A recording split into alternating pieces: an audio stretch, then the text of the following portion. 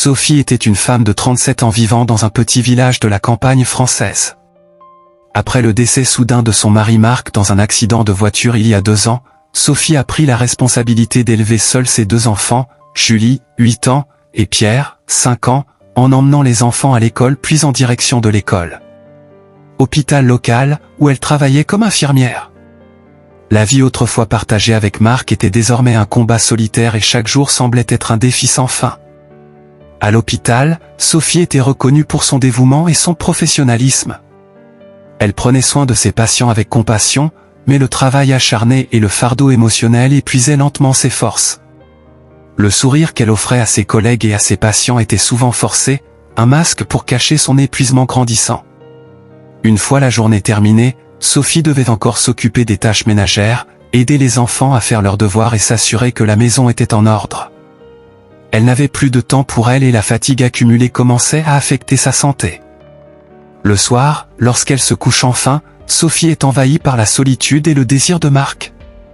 Elle se souvenait de la façon dont il était toujours à ses côtés, partageant les responsabilités et lui apportant du réconfort dans les moments difficiles. Sans lui, tout semblait plus lourd et la douleur de la perte était toujours intense. Sophie essayait d'être forte pour ses enfants, mais parfois, dans le calme de la nuit, elle pleurait en silence, souhaitant que Marc soit toujours là. Julie et Pierre étaient la principale raison pour laquelle Sophie continuait. Elle savait qu'elle devait être forte pour eux, mais chaque jour qui passait, cette force semblait diminuer. Leur père manquait aussi aux enfants et Sophie faisait de son mieux pour compenser son absence, mais elle sentait que, malgré ses efforts, il manquait toujours quelque chose.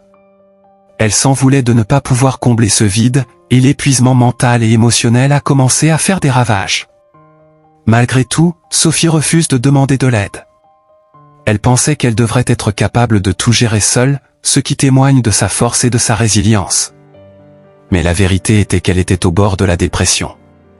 Le fardeau était trop lourd à porter seule, et Sophie savait au fond d'elle qu'elle ne pourrait pas continuer longtemps ainsi. Pourtant, elle a persévéré, jour après jour, essayant de sauver les apparences et de prendre soin de sa famille. Sophie était devenue l'ombre d'elle-même. Autrefois dynamique et pleine de vie, elle était désormais une femme fatiguée et épuisée, essayant de passer chaque jour. La douleur de perdre Marc et la pression d'être le seul soutien de famille la consumaient lentement. Mais Sophie ne savait pas comment s'arrêter, comment demander de l'aide, comment admettre qu'elle était au bord du gouffre. Elle savait juste qu'elle devait continuer, pour Julie, pour Pierre et pour Marc, qui avaient tant laissé derrière lui. Le poids de la responsabilité commençait à affecter Sophie d'une manière qu'elle ne pouvait plus ignorer. Au travail, elle était efficace mais de plus en plus distraite. De petites erreurs ont commencé à se produire, et même si elles n'étaient pas graves, elles suffisaient pour que ses collègues commencent à s'inquiéter. Sophie prétendait que tout allait bien, mais elle savait que son esprit était débordé. La douleur de la perte, le stress de s'occuper des enfants et la pression constante de tout garder sous contrôle ont eu des conséquences néfastes. À la maison, Sophie avait du mal à maintenir une routine normale pour les enfants, mais même cela devenait une tâche difficile. Julie et Pierre ont remarqué que leur mère était différente, plus fatiguée, plus absente, même si elle était physiquement présente. Les nuits étaient particulièrement difficiles.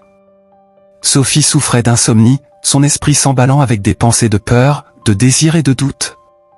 Elle se demandait si elle en faisait assez, si elle était une bonne mère et si la douleur s'atténuerait un jour. Le soutien de ses amis et de sa famille était disponible, mais Sophie l'utilisait rarement. Elle avait honte de ne pas pouvoir gérer seule sa situation. Sophie avait toujours été la personne la plus forte, celle en qui tout le monde avait confiance, et maintenant demander de l'aide était comme un aveu d'échec. Alors, elle s'est isolée, essayant de tout résoudre par elle-même, mais la charge était trop lourde. Elle savait que quelque chose devait changer, mais elle ne savait pas comment. Marc avait été son roc et sans lui, Sophie se sentait perdue. Il lui manquait dans tous les aspects de la vie, des petites choses du quotidien aux grandes décisions à prendre. La solitude était accablante et la peur de ne pas pouvoir continuer sans lui était toujours présente. Sophie se demandait souvent comment elle pourrait passer à autre chose, comment elle pourrait élever seule ses enfants et si elle retrouverait un jour la paix. Malgré tout, Sophie a continué. Elle se levait tous les matins, préparait les enfants, se rendait au travail et répétait le cycle. Mais de plus en plus, elle avait l'impression qu'elle existait simplement, qu'elle ne vivait pas. La vie avait perdu de son éclat et Sophie devenait une pâle version d'elle-même. La douleur et l'épuisement étaient toujours présents, mais elle les cachait aux autres, essayant de conserver une apparence de force et de résilience.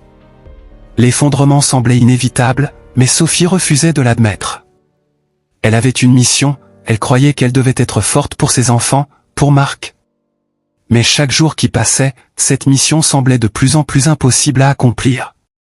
La fatigue était profonde et Sophie avait l'impression d'atteindre ses limites. Elle savait que quelque chose devait changer, mais elle ne savait pas comment, ni si elle aurait la force d'affronter ce qui allait suivre. L'épuisement physique et émotionnel de Sophie a atteint un point critique lors d'une froide nuit d'hiver. Après une journée particulièrement difficile à l'hôpital, au cours de laquelle une patiente âgée est décédée sous ses soins, Sophie est rentrée chez elle plus abattue que jamais. Elle trouva la maison en désordre, les enfants se disputant et le dîner n'était toujours pas préparé. Normalement, elle aurait pris une profonde inspiration et tout réglé, mais cette nuit-là, quelque chose en elle s'est brisé. Sophie essayait de rester calme, mais la pression de tout ce qui n'allait pas dans sa vie l'écrasait. Elle a crié après Julie et Pierre, ce qu'elle faisait rarement, et a immédiatement ressenti une vague de culpabilité et de tristesse. Ne sachant que faire d'autre, elle courut vers sa chambre et s'enferma à l'intérieur. Assise sur le lit, serrant son oreiller dans ses bras, Sophie se mit à pleurer de manière incontrôlable. C'était comme si toutes les émotions refoulées avaient enfin trouvé un exutoire. En pleurant, Sophie commença à ressentir une sensation étrange, comme si elle s'éloignait de son propre corps. La pièce autour d'elle semblait floue et une sensation d'absenteur l'envahit. La peur l'envahissait, mais en même temps, il régnait une étrange paix qu'elle ne parvenait pas à expliquer. Sophie essaya de se relever, mais ses jambes ne répondaient pas. La dernière chose qu'elle ressentit avant que tout ne s'assombrisse fut un étrange engourdissement, comme si elle était aspirée loin de sa propre réalité. Lorsque Sophie ouvrit les yeux, elle réalisa qu'elle n'était plus dans sa chambre. Elle se retrouvait dans un espace vide, sans forme ni couleur, mais qui lui paraissait familière et accueillante. La fatigue et la douleur ont disparu et Sophie a ressenti une paix qu'elle n'avait pas connue depuis longtemps. Elle était consciente, mais ne savait pas où elle se trouvait ni comment elle y était arrivée. Tout ce qu'elle savait, c'est que, pour la première fois depuis longtemps, elle se sentait légère, sans le poids du monde sur ses épaules. En essayant de comprendre ce qui se passait, Sophie aperçut au loin une douce lumière qui semblait l'interpeller. Sans réfléchir, il commença à marcher vers cette lumière. Chaque pas la rapprochait de quelque chose d'important, de quelque chose qu'elle avait besoin de voir. À mesure qu'elle se rapprochait, la lumière commença à prendre forme et Sophie réalisa qu'il y avait quelqu'un là-bas, assis sur une chaise au centre de cette lumière. Elle ressentit un mélange de peur et de curiosité, mais continua d'avancer.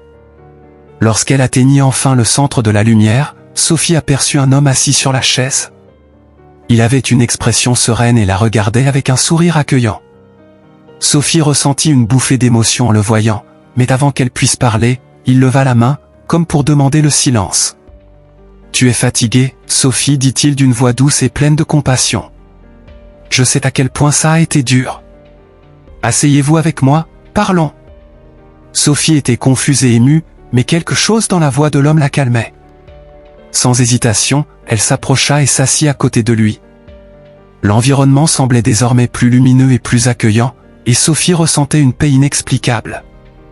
Elle regarda l'homme, essayant de reconnaître son visage, mais il lui paraissait à la fois familier et inconnu. « Qui es-tu » demanda Sophie, la voix légèrement tremblante. L'homme sourit, un sourire qui rayonnait de gentillesse et de compréhension. « Je suis quelqu'un qui connaît ta douleur, Sophie. Je suis là pour t'aider à comprendre et à retrouver ton chemin vers toi-même. Tu as porté un lourd poids et cela t'a amené ici. » Sophie sentit une boule dans sa gorge. Ses paroles étaient simples, mais elles touchaient quelque chose de profond en elle. Elle ne savait pas comment, mais elle sentait qu'elle pouvait lui faire confiance. Je ne sais plus quoi faire, avoua Sophie en sentant les larmes couler à nouveau. Je suis tellement fatiguée. Depuis le décès de Marc, tout a été si difficile. J'essaie d'être forte pour mes enfants, mais parfois j'ai l'impression que je n'y arrive pas. Elle regarda l'homme, attendant une réponse, un signe qu'il comprenait ce qu'elle traversait. L'homme hocha simplement la tête, comme s'il savait déjà tout ce qu'elle allait dire. Sophie, la perte de Marc a été une blessure profonde et il est naturel que tu ressentes cette douleur. Mais tu dois savoir qu'il ne t'a jamais quitté. Il a toujours été à tes côtés, même si tu ne pouvais pas le voir ou le sentir. De la même façon, ces paroles ont apporté une vague d'émotion à Sophie. Elle voulait y croire, mais la douleur de la perte était toujours aussi forte. « Comment le sais-tu » a-t-elle demandé, la voix pleine de doute et d'espoir. L'homme se releva lentement, tendant la main à Sophie. « Parce que j'ai été avec toi, Sophie. Et je veux te montrer quelque chose qui peut t'apporter la paix. » Il la releva doucement et ensemble ils commencèrent à marcher vers la lumière. À mesure qu'ils se rapprochaient, la lumière devenait plus intense et Sophie commença à distinguer une silhouette à l'intérieur. Son cœur s'emballa et un mélange de peur et d'attente l'envahit. « Qu'est-ce que c'est » a-t-elle demandé, sa voix étant à peine au-dessus d'un murmure. « C'est quelque chose qu'il faut voir pour comprendre » répondit l'homme d'un ton rassurant. Lorsqu'ils atteignirent enfin le centre de la lumière, Sophie vit la silhouette devenir plus claire. C'était Marc, son mari, qui lui souriait comme à son habitude. Le choc de le voir là, si réel et si proche, fit s'arrêter Sophie, incapable de comprendre ce qui se passait. « Marc » murmura-t-elle avec incrédulité. Mais il était là, devant elle, avec le même sourire accueillant et aimant que toujours. Sophie se figea, incapable d'en croire ses yeux. Marc était là, devant lui, aussi réel qu'il l'avait été dans la vie. Il ressemblait exactement à ce dont Sophie se souvenait, le même sourire chaleureux, le même regard aimant, la posture calme. Les émotions de Sophie revinrent d'un seul coup, un mélange de soulagement, de joie et de profonde douleur pour tout ce qu'elles avaient perdu. Elle sentait les larmes couler sur son visage, mais elle ne pouvait pas bouger. « Marc, c'est vraiment toi » murmura-t-elle, la voix pleine d'émotion. Marc s'avança et lui tendit la main. Son contact était si réel, si familier, que Sophie se mit à pleurer de manière incontrôlable. « Oui, Sophie, c'est moi. Je suis là pour t'aider à comprendre » dit-il d'une voix douce et réconfortante. Sophie sentait le poids du désir et de la douleur s'intensifier, mais en même temps, une partie d'elle-même se sentait soulagée de pouvoir enfin le voir et le toucher à nouveau. Elle lui tenait fermement la main, craignant qu'il ne disparaisse si elle la lâchait. « Tu me manques tellement, Marc » dit Sophie en sanglotant. « Je ne sais pas comment continuer sans toi. Tout semble si dur, si dénué de sens. Les enfants ont besoin de toi, et je ne peux pas y arriver seule. » Elle le regardait, cherchant des réponses, cherchant une raison à tout ce qui s'était passé. Marc la rapprocha doucement et l'enveloppa dans une chaleureuse étreinte, comme il le faisait lorsqu'elle était triste ou inquiète. La chaleur de son corps, l'odeur familière, tout semblait si réel, et Sophie s'abandonna au confort de cette étreinte. « Sophie, je sais à quel point cela a été dur pour toi. Et je suis désolé de devoir te quitter si tôt, » dit Marc, la voix remplie de compassion. « Mais tu as été incroyablement forte. Tu élèves nos enfants, tu gardes tout en ordre, même quand tout semble s'effondrer. Je suis si fier de toi, Sophie. » Sophie sentit encore plus de larmes couler, mais cette fois, c'étaient des larmes de soulagement mêlées de tristesse. « Je ne veux plus te quitter, » dit-elle, la voix brisée. « Je ne sais pas si je peux continuer sans toi. » Marc tenait son visage entre ses mains, les yeux fixés sur le sien. « Tu n'es pas obligée de me quitter, Sophie. Je serai toujours avec toi, en esprit, en mémoire, dans tout ce que nous avons construit ensemble. Mais ton voyage n'est pas encore terminé. Julie et Pierre ont besoin de toi, et tu as tellement pour offrir ce monde. Et je t'attendrai quand ton heure viendra, mais ce n'est pas encore le cas. » Les paroles de Marc pénétrèrent profondément Sophie. Elle savait qu'il avait raison, mais la peur d'affronter la vie sans lui la paralysait toujours. « J'ai tellement peur, Marc, » avoua-t-elle, la voix tremblante. « Je suis tellement fatiguée, tellement épuisée. Je ne sais pas si je peux continuer. » Marc la serra à nouveau dans ses bras, cette fois avec plus de force, comme s'il voulait lui transférer un peu de sa force. « Tu es plus forte que tu ne le penses, Sophie. Et même si cela semble impossible maintenant, tu y arriveras. Je suis toujours avec toi, et un jour nous serons à nouveau ensemble. Mais d'ici là, tu as une mission à accomplir.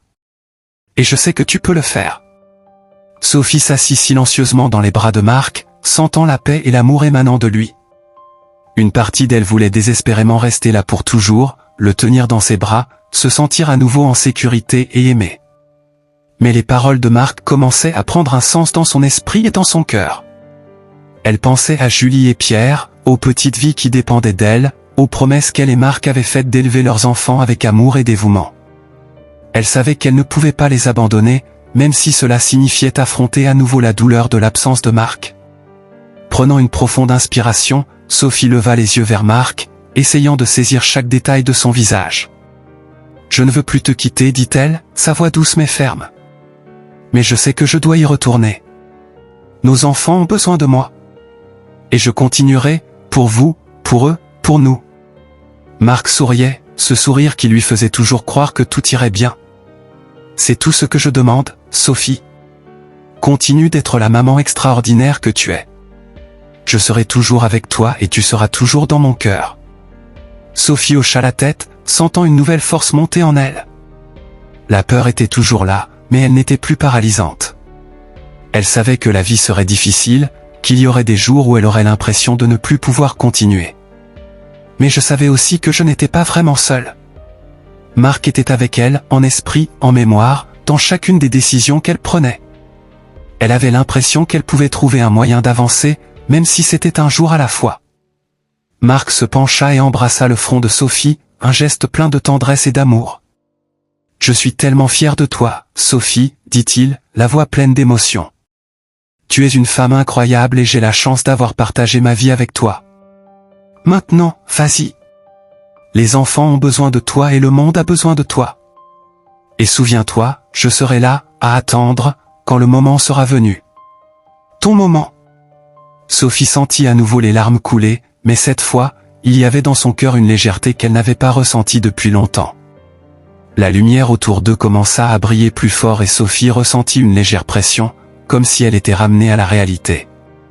Elle regarda Marc une dernière fois, essayant d'enregistrer chaque détail, chaque mot, chaque sentiment. « Je t'aime, Marc, » murmura-t-elle alors que la lumière les enveloppait. « Je t'aime aussi, Sophie. »« Et je t'aimerai toujours » fut la douce réponse, avant que la lumière ne l'enveloppe complètement, et Sophie sentit son corps devenir en absenteur, comme si elle revenait à la réalité.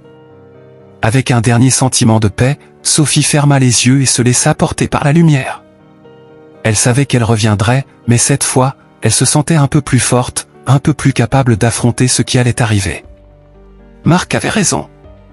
Elle avait encore une mission à accomplir et il serait avec elle, en esprit, tout au long de son voyage. Sophie se réveilla en sursaut, sentant son cœur battre dans sa poitrine. Elle était de retour dans sa chambre, allongée sur le sol, avec la faible lumière de la lampe illuminant doucement la pièce. Pendant un instant, elle fut confuse, essayant de comprendre ce qui s'était passé. Mais ensuite, les souvenirs de cette expérience ont commencé à revenir et Sophie a réalisé qu'elle venait de vivre quelque chose d'extraordinaire. Le sentiment de paix et de réconfort était toujours avec elle, et Sophie savait que, d'une manière ou d'une autre, elle avait vraiment trouvé Marc. Elle s'assit lentement, son corps se sentant encore un peu faible, mais son esprit était clair.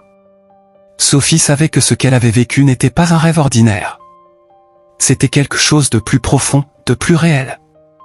Elle regarda autour de la pièce, essayant de comprendre tout ce qui s'était passé. Le désir de Marc était toujours là, mais avec lui, il y avait un nouveau sens du but, une force que Sophie n'avait pas ressentie depuis longtemps. En se levant, Sophie ressentit un léger mal de tête, mais le sentiment de paix intérieure l'emportait sur tout inconfort physique. Elle se dirigea vers le lit et s'assit en pensant à Julie et Pierre. Ils dormaient, inconscients de ce qui venait d'arriver à leur mère. Sophie ressentit un élan d'amour et de protection pour ses enfants et soudain, elle réalisa que Marc avait raison. Ils avaient besoin d'elle et elle était prête à être forte pour eux. Sophie a passé les minutes suivantes à réfléchir à son expérience. Elle savait que quelque chose en elle avait changé. La douleur et la fatigue étaient toujours présentes, mais désormais elle s'accompagnait d'une nouvelle détermination. Sophie se souvenait des paroles de Marc, qui disait qu'elle avait encore une mission à accomplir. Cela lui a donné une nouvelle perspective sur sa vie et ses défis. Elle n'était pas seule et cela faisait toute la différence. En regardant les photos de Marc et des enfants sur sa commode, Sophie ressentit un mélange de tristesse et de gratitude. Tristesse pour tout ce qu'ils ont perdu, mais gratitude d'avoir eu l'opportunité de l'aimer et d'être aimé de lui. Elle savait que la vie serait difficile, qu'il y aurait encore des moments de douleur et de solitude, mais désormais, Sophie savait aussi qu'elle était capable d'aller de l'avant. Elle avait une nouvelle mission et Marc serait à ses côtés, en esprit, dans son accomplissement. Finalement, Sophie a décidé qu'il était temps de se reposer. Elle s'allongea sur le lit et ferma les yeux, se sentant plus apaisée qu'elle ne l'avait été depuis longtemps. Pour la première fois depuis des mois, elle s'autorisa à se détendre, sachant que quoi qu'il arrive, elle avait la force et l'amour pour affronter n'importe quoi. Marc était avec elle et Sophie sentait qu'avec lui dans son cœur, elle pouvait continuer. Dans les jours qui ont suivi, Sophie a constamment réfléchi à son expérience. Ce qui s'était passé cette nuit-là était plus qu'un simple rêve ou une hallucination, c'était quelque chose de profondément spirituel et transformateur. Sophie avait l'impression qu'on lui avait donné une seconde chance, une opportunité de réévaluer sa vie et ses priorités. Elle se sentait plus connectée que jamais à Marc, même si elle savait qu'il n'était plus physiquement présent. Sophie a commencé à remarquer de petits changements en elle-même. Les tâches quotidiennes, qui semblaient autrefois insupportablement lourdes, sont désormais confrontées à une nouvelle détermination. Elle ressentait toujours l'absence de Marc, mais il y avait maintenant une acceptation qui n'existait pas auparavant. Sophie savait que même sans lui, la vie continuait et qu'elle avait la responsabilité de la vivre pleinement, tant pour elle-même que pour ses enfants. Elle a également remarqué que son approche du travail avait changé. Sophie était devenue plus attentive, plus patiente avec les patients et ses collègues. Elle a commencé à considérer sa profession non seulement comme un travail, mais aussi comme une vocation, un moyen d'aider les autres en cas de besoin. Les soins qu'elle prodiguait aux patients provenaient désormais d'un lieu plus profond, alimenté par la compréhension que la vie est fragile et précieuse. Les enfants ont également remarqué le changement chez leur mère. Julie et Pierre, bien qu'encore jeunes, remarquèrent que Sophie était plus présente, plus attentive à leur égard. Les nuits devenaient moins agitées et Sophie pouvait désormais leur parler de Marc d'une manière qui mêlait non seulement de la tristesse, mais aussi des souvenirs heureux. Elle voulait qu'ils grandissent en sachant à quel point ils étaient aimés, tant par elle que par Marc, même s'il n'était plus là pour l'exprimer directement. Sophie a également commencé à valoriser davantage les moments simples de la vie. Les petits gestes, comme un câlin d'un enfant, une tasse de thé en fin de journée ou le chant d'un oiseau le matin, ont commencé à avoir une nouvelle signification. Elle a réalisé que le bonheur ne résidait pas dans les grandes réalisations ou dans l'atteinte d'une sorte de perfection, mais dans les petits moments d'amour et de connexion avec ceux qui l'entouraient. Marc le lui avait appris, et maintenant, Sophie comprenait enfin. Au fil du temps, Sophie a réalisé que son expérience avec Marc n'était pas seulement un au revoir, mais un rappel qu'il serait toujours avec elle, la guidant, l'aimant, même à distance. Et cette certitude l'a aidée à avancer avec plus de confiance et de sérénité.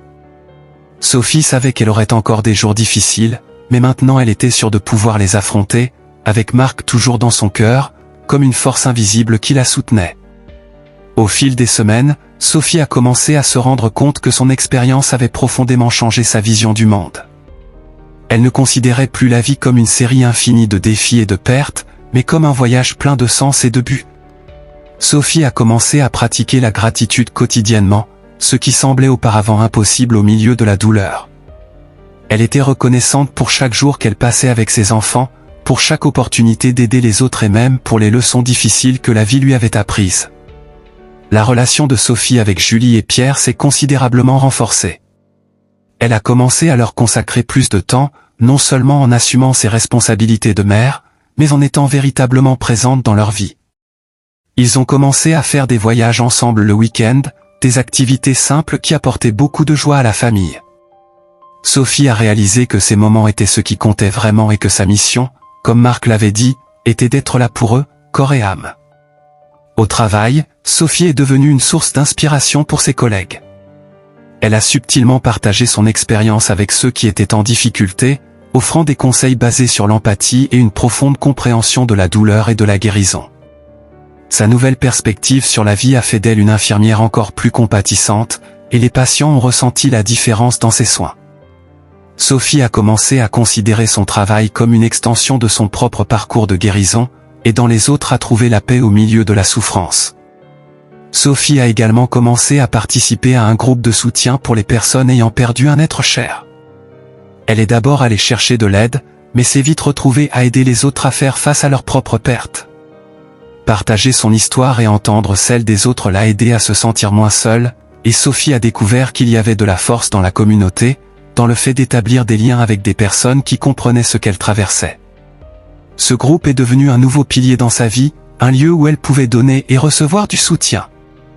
Au fil du temps, Sophie a commencé à envisager de nouveaux projets qui semblaient auparavant impossibles.